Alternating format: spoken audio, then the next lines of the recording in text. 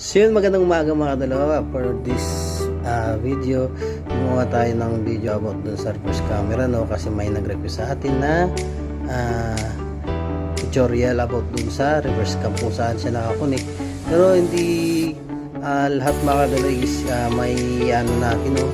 May tuturo natin kasi yung wiring na kasi natin is for plug and play lang, kasi hindi siya yung kung saan mo tatap, kung saan mo siya i-connect.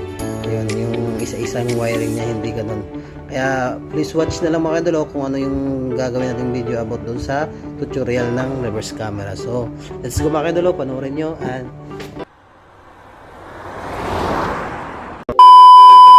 so kayo mga kadalo, magandang hapon sa lahat. Mabilis ang video.